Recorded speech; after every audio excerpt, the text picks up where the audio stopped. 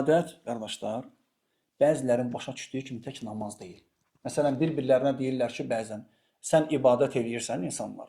Odur ki, mən ibadət eləmirəm. İbadət geniş bir də mənadadır. İbn Teymiyyə, Allah ona rəhmət etsin, İslamın böyük alimlərindən olub.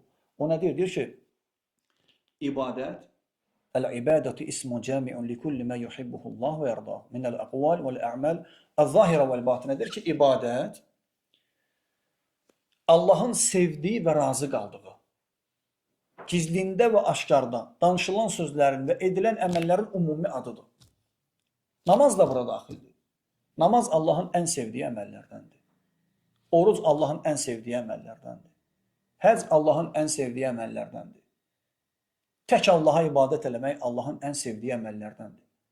Ona şərik qoşmağı tərk eləmək ən sevdiyi əməllərdəndir. Lakin bunlar deyildir. İnsanın gelib işləməsi, ailəsinə ruzu gətirməsi ibadətdən sayılır. Əxlaqlı olması ibadətdən sayılır. İnsanlara zərər verməməsi ibadətdən sayılır. Xoş söz danışması ibadətdən sayılır. Kimin sözünə gülümsəməsi ibadətdən sayılır. İbadət geniş mənadadır. Lakin o adamlar ki, əsas bu hissəni dəlil gətirib deyirlər ki, qardaş, mən bir sakit adamım. Gedirəm işə, gəlirəm evə, ancaq öz ailəmlənəm, heç kimə bir pisliyim dəymir. Şükür Allah'dır, mənim əxlaqımda da bir problem yoxdur. Bu gözəldir, əlhamdülillah, belə olmalıdır. Müsəlman zaten kiminsə haqqına girməməlidir, söyməməlidir, pis işlər eləməməlidir, kiminsə haqqına girməməlidir, qonşusuna gözəl davranmalıdır, ata-anasına yaxşı baxmalıdır, namaz qılmalıdır.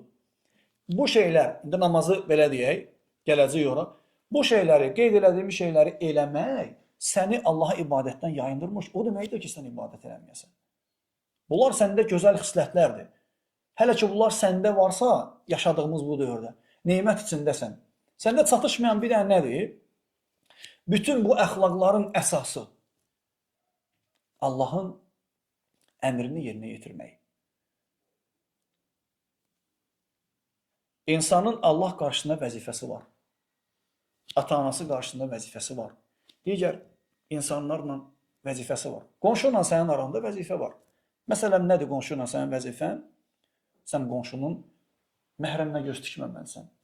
Qonşuya əziyyət verməməlisən. Onun qeybətini eləməməlisən. Onun qapısından güdüb onun səsinə qulaq asmamalısan. Və s. Ona əziyyət verən şeyin yoluna, qapısına atmamalısan. O da eyni ilə sənə. Bu qonşuyla. Sən həyat yoldaşınla bir-birinizə olan vəzifələr var. Sən ona baxmalısan, ona gözəl davranmalısan, əxlaqlı davranmalısan, ehtiyaclarını ödəməlisən, xoş münasibət göstərməlisən, onunla əylənməlisən, əyləndirməlisən və s. O da həmçinin səni. Ata-ana ilə gözəl davranmalısan, onlara əziyyət verməməlisən, onların xidmətində durmalısan və s. Bütün bunlar evlad, ümumən bütün insanlarla. Lakin insanlarla bu varsa bəs Allah, Allahla yoxdur, Allahla daha böyüdür. Və Allah əmri yerinə yetirməyə daha layiq olandır. Ona görə Allah Teala Quranda baxsaz, siz ümumən insanların halına baxın, qardaşlar. Nə qədəri Allaha ibadət edir, nə qədəri Allah şükür edir, çox azı. Ona görə Allah Teala deyir ki, وَمَا قَدَرُ اللّٰهَ حَقَّ قَدْرِهِ. Onlar Allahı layiqincə qiymətləndirmədilər. Vallahi bilirlər ki, yaradan Allahdır, yaşadan Allahdır, yedizdirən Allah, içizdirən Allah, işlərini səhmana salan Allah. Fikir verin, rahatlıq anında Allaha ibadət eləmirlər, çətinlik yana düşəndə dərhal Allah. Hətta bir dəfə bir məsələnin şahidi olduq. Böyük bir obyektlərdən biri yanırdı. Orada insanlar təşvişə düşmüşdü təbii ki. Hamı bilirsiniz nə deyirdi? Vallahi deyirdilər ki, Allahı çağırın. Hamımız Allahı çağırın. Bizə Allah kömək edəcək.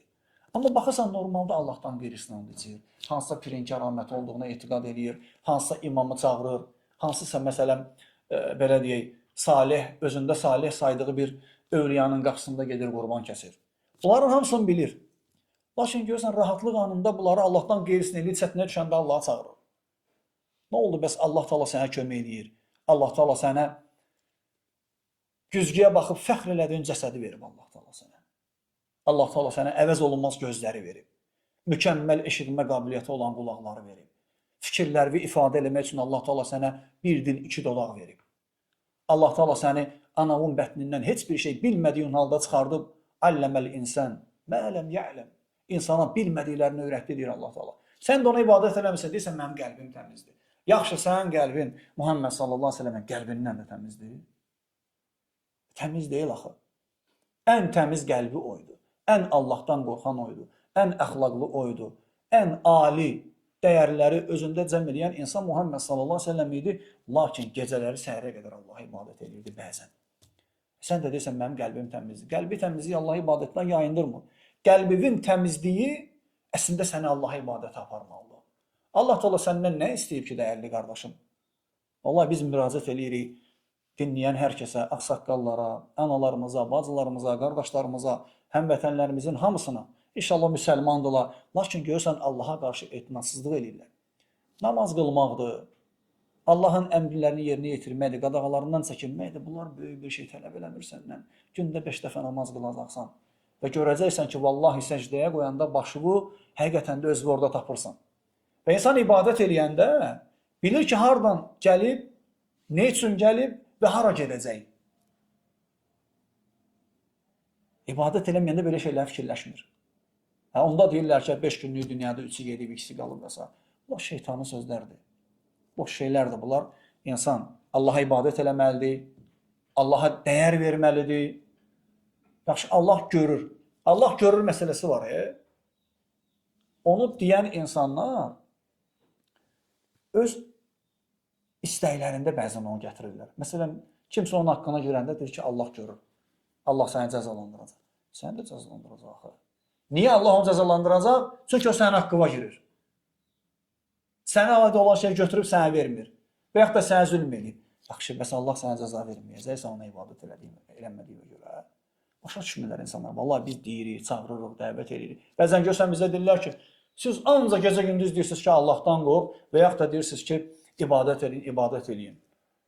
Biz deyirik ki, öləcəksən, həqiqi həyat başlayacaq. Vallahi bir də fürsətin olmayacaq. Biz deməsək, bizə deyəcəksiniz ki, orada niyə bizə demirdiniz? Biz demirik, ya bizdə hər şey yaxşıdır, Allah bizi bağışlayıb, yox. Biz ümid edirik Allahın rəhmətinə, Allahın əzabından da qorxuruq eyni zamanda.